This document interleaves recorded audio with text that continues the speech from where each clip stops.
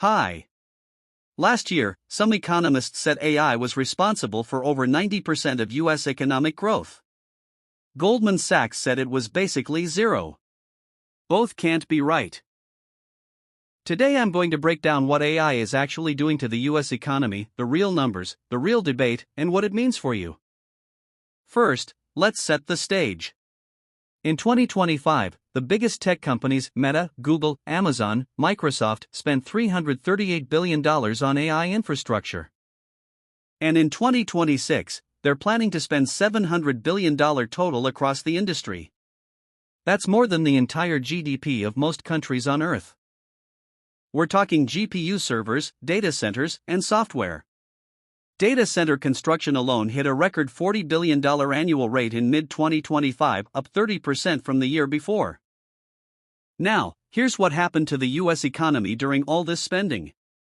Third quarter 2025, GDP grew at 4.3% annualized. That's the fastest in 2 years.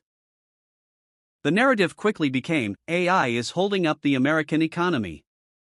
Without AI investment, the whole thing would have collapsed. But is that actually true? Here's the key insight most people missed: GDP measures what's produced inside the country. But most AI chips, GPUs, servers, are made outside America and imported.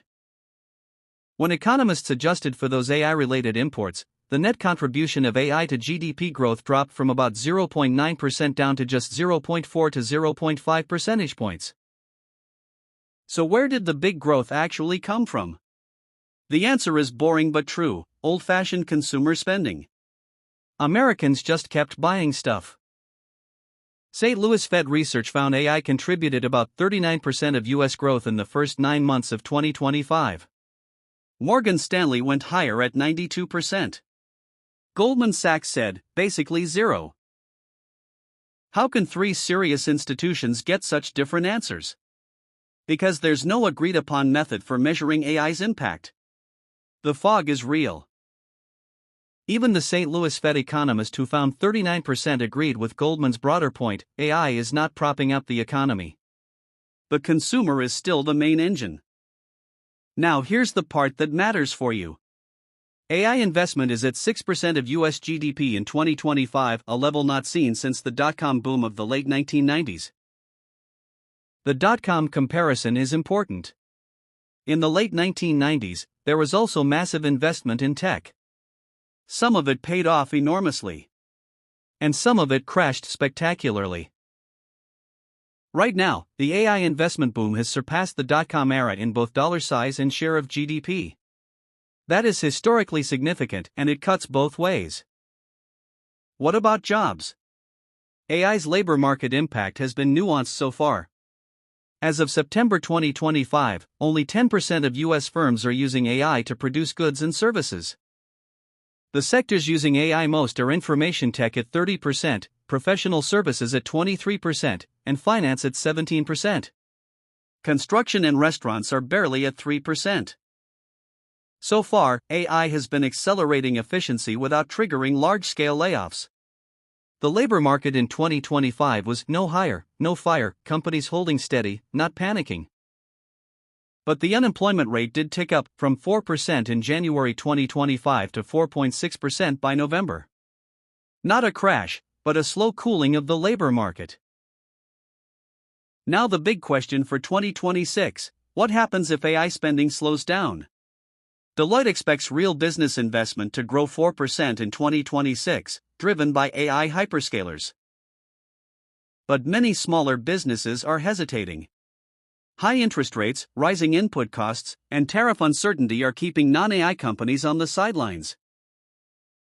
The IMF expects US GDP to grow 2% in 2026. Deloitte says 2.2%. The Fed revised its forecast up to 2.3%, explicitly because of AI investment plans. But here's the real risk: those forecasts assume AI spending keeps growing. If tech giants suddenly cut back, a significant chunk of growth disappears with them. So what's the honest verdict? AI is real, the investment is real, and it is contributing to growth. But it's a boost, not a savior. The US consumer is still the backbone. The productivity payoff is still coming. Most AI adoption is in early stages, and historically, technology takes a decade to show up in productivity numbers. We may be in the early innings. What does this mean for your money? If AI delivers on its productivity promise, corporate earnings grow, stocks rise, and your investments benefit. If the spending bubble pops, it won't be pretty. The metric to watch: software investment and business adoption rates. If AI moves from 10% of firms to 30% or 40% actually using it, that's when the real productivity gains arrive. So next time someone tells you AI is either saving the economy or a total fraud, you'll know the real answer is more interesting than either extreme. And if this finally made sense, hit subscribe. I break down economics like this every single week. See you next time.